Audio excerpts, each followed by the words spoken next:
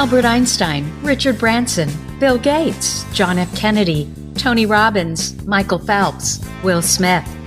That sounds like a list of highly successful titans in a variety of industries. What else do they have in common?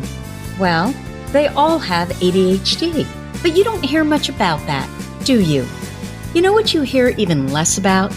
The successful women navigating ADHD. And that's exactly why I started this podcast, ADHD for Smartass Women. I'm your host, Tracy. I'm an attorney, not a doctor, a lifelong student, not a coach. I'm also the creator of Cortography, a patent-pending system that helps people like you figure out what they should do with their life. And we're here today to talk ADHD, your superpowers, your symptoms, your workarounds, and how you proudly stand out instead of trying to fit in. I credit my ADHD for some of my greatest superpowers. And you know what? I spy a happier life for you too. So without further ado, a shiny new episode is starting now.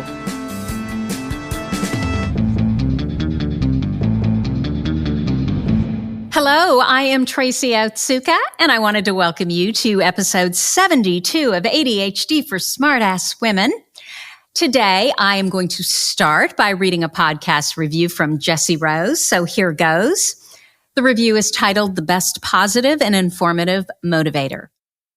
Listening to your podcast helps me a lot, and it used to be part of my every other morning routine on my way to work. Since I started listening again, it has encouraged me, and that amazing positive mindset has probably saved me as much as it has motivated me.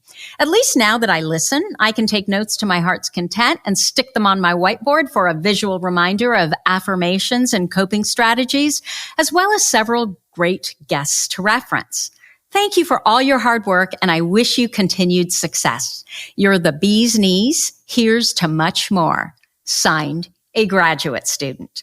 Thank you so much for this lovely review, Jessie. You know how much I love those gold stars, and I really appreciate the fact that you took the time to write your review. I know for some of us with ADHD brains that kind of get stuck in the tech, that's a huge feat. So thank you.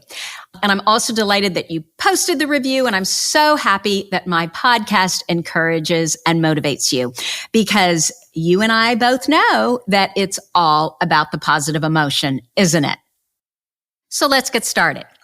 Many of us have been practicing social isolation, and for some of us, we've done really well with it, right? We tend to like change, and we do well in a crisis. But I have to tell you, I'm a lot like that.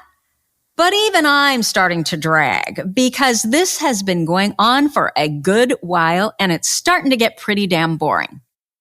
Like many of you, I wasn't feeling as well as I was feeling at the start of this pandemic. So this podcast is really about what COVID has taught me or reinforced for me about my ADHD brain.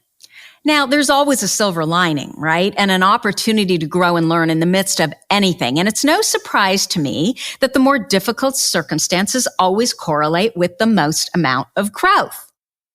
This got me thinking about what have I learned from COVID that I can share with you? Well, number one, it all starts with awareness. Once I made a concerted effort to really start to pay attention to what was going on with me, why I might not be feeling as good as I usually do, asking myself, what am I doing now or not doing that I was doing before when I felt better? So that's what we're going to talk about today. Number one, and this is the truth. It was one little tiny shift for me that started this downward trajectory.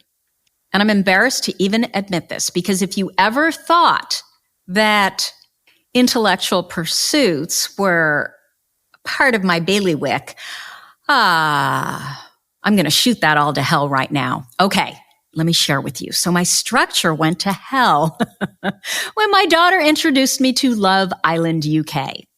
Now, for those of you who have never heard of this series, it's probably a good thing, but it is a British dating reality series. And I remember when my daughter put the first episode on, I rolled my eyes and I literally asked out loud why we'd subject ourselves to this garbage.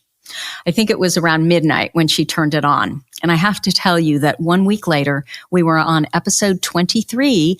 And what we realized is we created this nasty midnight to 2:30 a.m. habit, like a total waste of life. It added nothing to our lives, right? It was just something to kind of pass the time, and it was fun to do together. So I realized that I had given up a lot of my structure, starting with that one simple thing, starting with, watching this Love Island UK. And I had started to go to bed a lot later. And I didn't even realize that I was doing this. And I certainly didn't have a clue what impact it had on me. Going to bed later meant waking up later, which meant working out later, which meant starting work later, which meant working later, and so on and so on. It was just this one simple little shift in my behavior that changed the whole course of my day. And it had such a profound impact on me, how productive I was, how, much positive emotion I felt, and I didn't even realize it. All I knew was that I wasn't feeling as good as usual. That's when it dawned on me that digging myself out of a hole was going to take much more energy than keeping myself out of that hole to begin with. And you might be listening to this thinking that you're actually standing in that hole right now. So it was really about awareness, right? An awareness of what I was even doing. So that was number one.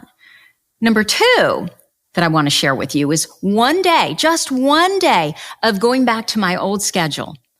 Guess what? I felt 100% better. I was up at 6:30 a.m.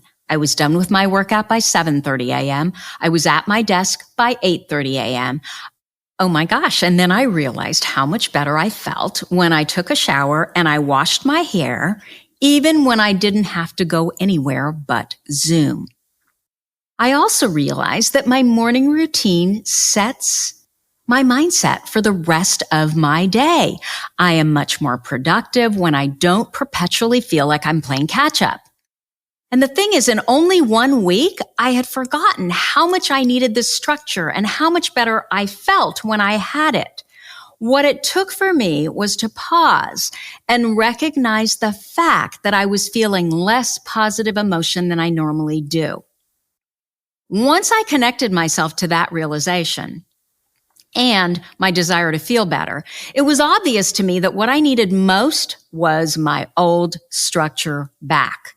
After all, I know how my brain best works. Now, your best structure may look really different than mine since all of our ADHD brains are different. You may not be a morning person, but this is the thing. I know that I am. And I know that if I want to accomplish what I set out to accomplish, I have to start early. My most productive time is between 10 and 3 p.m. I know that I need a couple of hours to warm up before I get there, so my sweet spot is to get to my desk by 8:30 in the morning. So this is my message to you. If you're feeling less positive emotion than you'd like to feel, and certainly less positive emotion than you normally feel, I am going to tell you that structure is the key, okay? That and staying away from Love Island. That's my advice. So I wrote about this in my newsletter, and I got dozens of responses back, more than I've ever received, from women telling me that this was a really great reminder for them to making the same change in their own lives. So I thought it was worth sharing here as well. In just one day of getting to bed at my normal time, I noticed so much more positive emotion, and it was all because I thrive with structure, like all of us with ADHD do. Even though I want to reject it all the time. I want to be free. I want to go with the flow. I'm spontaneous. No. The simple truth is I may love the idea of all of that, but it doesn't serve me well and it doesn't make me feel good. Okay. What else did I learn about COVID? Actually, what else did I learn about myself through COVID? I learned the blessing that movement and nature is for me. And I knew this, but again, I didn't really know it. You know what I mean, right? So you know me well enough by now to know that I start my day with a workout. I can't take medication. It makes me anxious and irritable and completely scattered. So my medication, my way to flip that dopamine switch, it has to start with exercise. So years ago, I built a small home gym for myself so there would be no excuses. When it's freezing cold outside, I'm much more likely to walk to the workout room in my barn, which is attached by a breezeway that has windows on it, so I'm not freezing to death, than it would be to force myself to get in my car and drive 15 minutes to the gym. I just know myself. And so my thought is always, what is the easiest way to get me to do what I know I need to do? And that's the option that I choose. I also know that if I start my day with a workout, it sets the course of the rest of the day, right? It sets my day in the right direction. So all through COVID, I've been doing this. Every morning starts with a workout. So I'm thinking I'm fine, right? But I'm still not feeling like my normal self. And then it's in large part because I started to notice that I was starting to put on weight. And what I know about myself is that even small amounts of weight contribute to negative emotion for me and this fogginess in my brain. And the fogginess in my brain, it's not so much about the weight, but I think it's because when I eat too much, I just feel not as sharp and crisp in my thinking. I just know that I feel so much better. I feel so much more alert. I'm so much happier when I'm just a little bit hungry. And the problem, whether it's a good or bad problem to have, I guess it depends on your frame of reference, is my son had decided to learn how to cook during COVID. And we've discovered that he's a hell of a cook. I mean, he's amazing. Just this past week, he's made lemon bars, pickles, 4 loaves of banana bread, focaccia, 2 kinds. He made this 36-hour that you got to rise it type of focaccia, which I think is the traditional Italian focaccia. And then he made this tomato bread focaccia, which was so incredibly good. He made barbacoa tacos, Meyer lemon ricotta raviolis, and I'm talking about the kind of raviolis with fresh pasta. He made grilled lamb. He made chili. He made the best shepherd's pie I've ever had. I mean, it literally goes on. And that's just what I remember in 1 week, right? And everything he makes seems to taste better than the last thing he made. So it's been really bad. Even with all this food, somehow in my brain, I'm thinking, you know what, Tracy, you're okay because you're working out every morning. You have not stopped your morning exercise. You're doing great. That was until my daughter and I decided to go for a long walk right before Easter. And we're on this walk. We'd been going a couple miles, and I wanted to open up the health app to check on my phone, what our distance was. And this message popped up on the health app, and it said that my step count was down 40% from what it was this time last year. And I am thinking, what? You've got to be kidding. Now, for anyone else who doesn't share my ADHD brain, I'm sure it's common sense that, of course, your step count is down. But I hadn't really even thought about it. All I had thought was, you've been working out every morning. You're doing what you normally do on the exercise front, so you must be fine. No, I wasn't moving enough. And I literally had no idea that I wasn't moving enough. Of course, if you asked me, okay, have you been doing the things that you normally do? I would have said no. Have you been running errands? Have you been doing anything socially? Have you been meeting clients? I'm not doing anything that requires movement beyond walking from my bed to the kitchen, to the family room, to the bathroom, and my desk. That's it. Duh. But it still hadn't computed with me. Once I opened up that health app, though, I made all the connections. And that's when I used my creative brain to think about, okay, what can I do? So we live in the country on acreage. And for me, again, it's got to be simple, right? It's got to be such a no-brainer that I don't have to go anywhere to do it. It's automatic. So we live in the country on acreage. And so when we got back home, I asked my husband, can you cut me a half-mile loop around our property? And of course, he said, sure. And so he cut this half-a-mile loop around our property with his tractor. Again, I wanted it to be really simple. I didn't want to have to get out on a busy road. I wanted to remove all the excuses of why I couldn't do this. And guess what? I have been walking 5 to 7 miles every day since then at my home. I split it up so it's not so long. I may do half in the morning. I may do half in the evening. When I'm feeling restless and unproductive, I do a loop or two in the middle of the day, in between work assignments. Working out in the morning is great, and I still do that. but walking out in nature has done incredible things for my brain. But for COVID, I would have never discovered. When all my thoughts are all jumbled, as they often are in the morning, my morning walk is a surefire way to clear my mind, organize my thoughts, and start my day in the right direction. Morning exercise, on the other hand, is great for getting rid of all my excess energy. It calms my brain down. It primes me to think.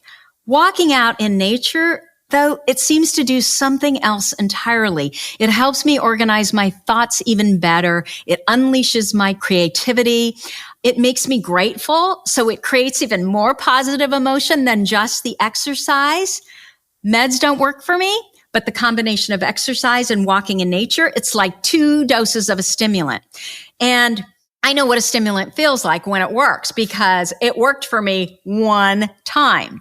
And I know I've shared this before, but the first time that I tried Ritalin, I literally felt like the sky parted. My thoughts were completely clear, and I was working on the speech I had to give, and I could remember all the bullets for this speech that I was giving. Everything was linear. It was amazing. Sadly, that was the one and only time that this has ever happened. But I am so grateful for just that one time because I now know how well medication can work for the 80% of you that it works for. Okay, so I want to talk about gratitude. So as I walk in nature, I see a robin that I hadn't seen in years. We have a lot of bluebirds, but I remember as a child, there were a lot of robins in our area, and I haven't seen a robin in forever. So there are bluebirds, and we have an 1.5 acre pond, and there are Canada geese with their goslings gliding across the pond. Our neighbors have horses and all kinds of sheep. They just got 2 of the cutest little baby piglets, and they have baby goats, and our other neighbors have vineyards. And so sometimes as I'm walking, I can't even believe that I live here. And let me tell you, this is why I'm so grateful. So when we moved onto this property, I named it Bullfrog Farms because we had a real problem with Canadian geese. In the fall, we'd get 100 easy of them, and they would just poop all over the place. They made such a mess. And I had babies at the time, like children babies, right? My children were babies. And these geese would fight, and they had this really distinctive sound when they were fighting. So I just thought all we had on our pond were Canada geese. And one day I went to the edge of the pond, and this giant bullfrog jumped out of the water, and it made this sound. It was this boop, boop, boop, boop kind of sound. And my husband and I, we were such city slickers that we didn't even know the difference between the sound of Canadian geese and the sound of these bullfrogs. And so that's why we named the property Bullfrog Farms. And I'm going somewhere with this, so just stick with me. It's a little bit of a tangent, but I'm going somewhere with it. So when my kids were little, Bullfrog Farms, this property, it was such a magical place. But as they got older and they were in so many sports and different activities, we just didn't have the time to spend outside, which meant that we weren't able to maintain the property like we did when they were little. And so over the last couple of years, all I could see was everything that needed to be done that wasn't being done. The vegetable garden that now looked like a ghost town, the other gardens that had too many weeds. And we started to get this bloom on the pond every spring that would turn the pond into a green swamp.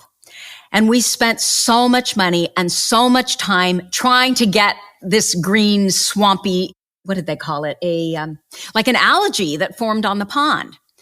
And the reality of it is, I'm not a good country girl, you know. I like things that are very neat and orderly. And when they're not, that is where I ruminate. So my gratitude for where I lived, and I have to tell you, when we first moved onto this property, I remember I would wake up every morning and there was so much awe around what it is that I saw and the fact that this is where I got to live. And, you know, when we bought the property, there was this crappy little home. It was built, you know, only 7 years before, but it looked like just this little ranch, and it just looked really, you know, just like a crappy little house. But the property was so beautiful. And so over the years, we completely remodeled the home. We added on a barn. You know, we did all these things to make it a beautiful property, but I couldn't even see that anymore. all I saw was everything that needed to be done. So my gratitude for where I lived all of a sudden started to turn into all this negativity in my head. Things like just ruminating about how things used to be and how they were no longer like that anymore. And sure, part of it was, I think, that I was mourning for my kids and, who they used to be and the fact that they were getting older by the day. And I was mourning for what we used to have as a family, right? It was just us and them. They didn't have all these events they had to go to. My daughter was now in college in New York City. So our family seemed so much smaller. There wasn't any of the strife and the bantering between the kids anymore because only my son was still left here in California. And part of it was I was completely overwhelmed by what needed to be done on the property, especially during the months, between April and May and September and October. Another part of it was that I couldn't do as much physically as I used to be able to do. I am still super strong, but I am telling you, in my 20s and 30s, I was a complete powerhouse. So I would go into hyperfocus and I could lay a garden in a day with irrigation and everything. Another part of it was just the cost of maintenance, right? When you live in the country, everything is magnified by 10 because everything is so much bigger. So instead of, if you live in the city, you're spending $6,000 to redo a patio. In the country, it can be $50,000, $60,000, $70,000 just because of the sheer size. So all I could see was everything that was wrong. And because there was so much negative emotion around it, I didn't want to be outside anymore because I would just see more of what was wrong. And you know what happens, right? Whatever we focus on, it just gets bigger. So even when I was recalling all the positive emotion I got from this history of me and my family being on this property, it was in the framework of what was, which actually ended up being negative emotion and not positive emotion. So let me tell you the biggest gift, the silver lining for me in COVID. And that was that COVID connected me back to nature. Every time I went around the property, I walked around the property, I saw things with fresh eyes. The birds, the horses, the vineyards, that pond that had all the algae on it, within 2 weeks of walking around it, seemed to almost miraculously clear. Well, it didn't miraculously clear, but after having every pond expert out there, my ADHD brain made the connection after miles of walking around this pond that it was the pollen from the willow trees that would fall onto the pond every spring, and then that pollen would sprout. So if we sprayed it like we would a weed right up front, it would never take hold. And we had every expert prior to that come and tell us that it was the runoff from the 200 acres that our property fed into. It was the Canada geese and the ducks who brought it in from other ponds. It was a pesticide that ran off from surrounding properties and killed all the good plants. And so now the algae was taking over. And just walking around that pond and using my ADHD brain, which makes connections like other brains don't, I realized that no, it wasn't these things. It was simple. We didn't have this problem 10 years ago because we hadn't planted willow trees right up onto the pond. And within the last couple of years, the willow trees were huge and they had grown so big that they were now overshadowing the pond and dropping pollen onto the pond. They were seeds. That was what was different. And my ADHD brain that made that connection by walking miles around this pond for a couple of weeks. These walks also made me really realize that part of my happiness during my kids' childhood was because we were outside all the time. I was completely connected to nature. I would grow rows of corn during, what is it called? The one Halloween, during Halloween and Thanksgiving. I mean, my kids had their own pumpkin patch during Halloween. We raised baby chicks. We had 8 giant planter beds for all of the vegetables we could ever need. We spent every minute of our weekends outside. And it took me this long to make the connection between nature, my mental health, my ADHD brain, and positive emotion. And even better than all of this, My family is now doing these daily walks on our property with me. We walk together in the morning. We walk together in the evening. Often I look outside my window and my son is walking with my daughter or my husband in between their work or their Zoom school sessions.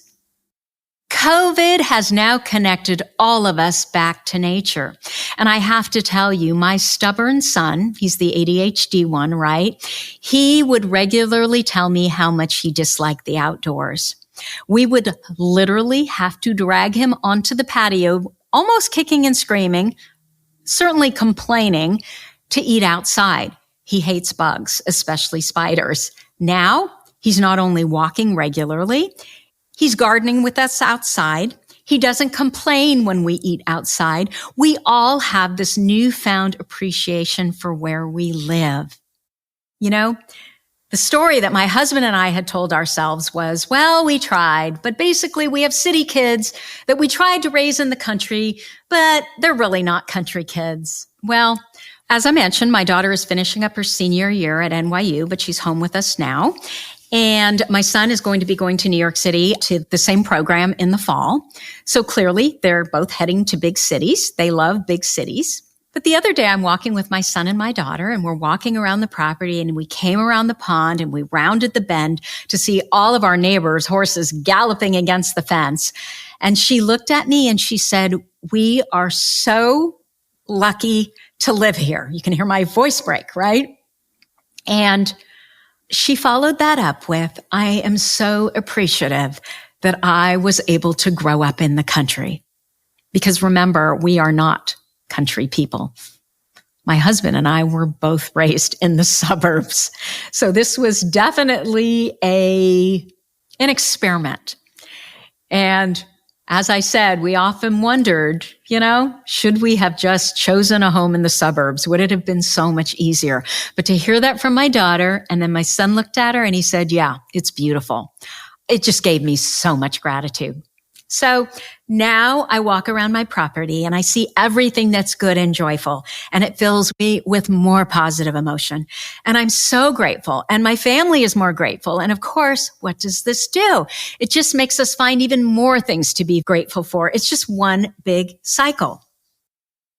Every day we now walk, we're reconnected to nature, which reconnects us to the land, which reconnects us to each other, which reconnects me to myself and what makes me happy. And it does the same thing for them. But for COVID, this would have never happened.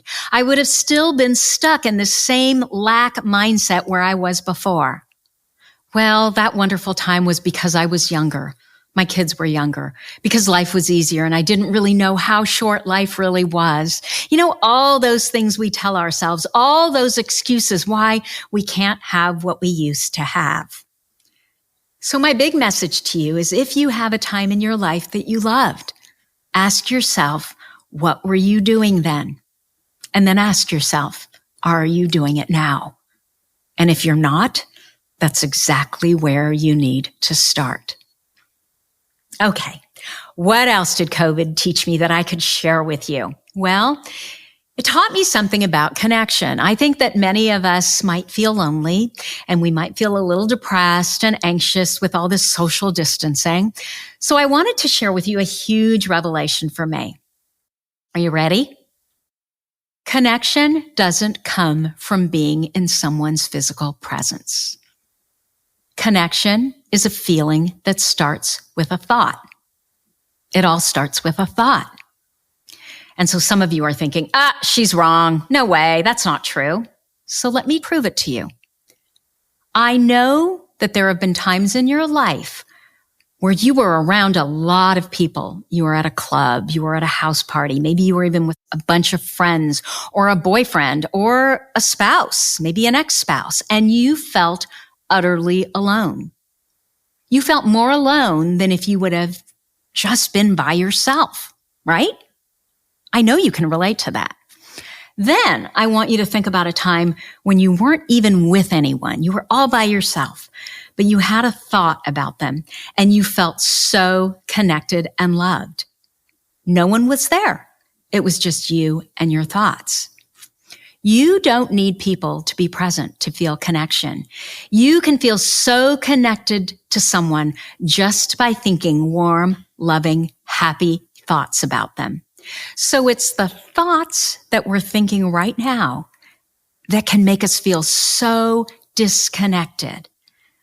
But it's also other warm, loving thoughts about someone that can make us feel completely connected. I want you to try that for me and let me know what you discover. How can you think about someone differently to feel more connected? And even in COVID, what can you do to reach out to them, to connect to them in a way that maybe you would have never been able to connect to them but for COVID? So that's what I have for you for this week. Wait, one more thought. Okay. I forgot to mention this, but I want to make sure that I do. So if you're struggling to get things done because you need more structure, and I am telling you, if you've convinced yourself that you don't need structure and you have an ADHD brain, I'm just going to tell you that you're wrong. I get it. I know that you want that freedom that's so important to us, but I'm telling you that providing structure for yourself is going to give you more freedom. It is going to give you freedom in your brain. I promise. So anyway, if you're struggling to get things done because you need more structure, I want to tell you about our free FocusMate group that is just for our ADHD for Smartass Women Facebook group. Thanks to the generosity of Taylor Jacobson, he's the founder of FocusMate, it is going to be completely free. Unlimited sessions until July 28th. So what FocusMate does is it basically uses the body double concept, and you can listen to more about that and find out why it works for our ADHD brains. There is a podcast episode specifically on the body double, and I'll make sure that I put that in our show notes. So basically what FocusMate does is it uses the body double concept where you schedule 50-minute sessions in advance, right? So you have to make that commitment, which, we will let ourselves down often, but we will rarely let other people down. So that's kind of why you want to be able to set those appointments up in advance. They work really well for me when I set them up first thing in the morning because it means that I have to be there in that seat starting my work. Okay, so you set up these and schedule these 50-minute sessions in advance. You have your camera on. You meet up with other smartass women. So these are other women from our Facebook group that are part of our new FocusMate ADHD for Smartass Women group. And this is how you get your work done. Now, one of our members, Rachel, she just showed up for one of our virtual cocktail parties, and she told us she's done, I think it was like over 1,500 sessions with FocusMate. It totally works, and you can find more information about it in our Facebook group, ADHD for Smartass Women.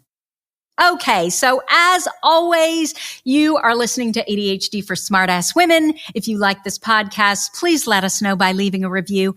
Our goal, it is to change the conversation around ADHD, helping as many women as we possibly can learn how their brilliant ADHD brains work so that they too can discover their amazing strengths. And your reviews, again, they really help in that regard. They are like those gold stars we used to get on our work when we were kids. One more thing, if you have a comment, if you have a guest you'd like me to interview or a topic idea for this podcast, please go to my website at tracyotsuka.com. You can leave me an audio message there, or you can reach out to me at tracyotsuka.com. Thank you so much for listening, and I'll see you here next week. You've been listening to the ADHD for Smartass Women podcast. I'm your host, Tracy Otsuka, and we're available on iTunes, Stitcher, Spotify, and Google Play. If you liked what you heard, we sure would appreciate a review. And not coincidentally, ADHD for Smartass Women, well, that's also the name of our free Facebook group. Go look it up. We're a totally smartass community of successful, ambitious women who share our ADHD wins, questions, and workarounds. We'd love to have you join us. You can also find all my details over at tracyotsuka.com. Don't forget, I spy a happier life for us, and I'll see you again next week.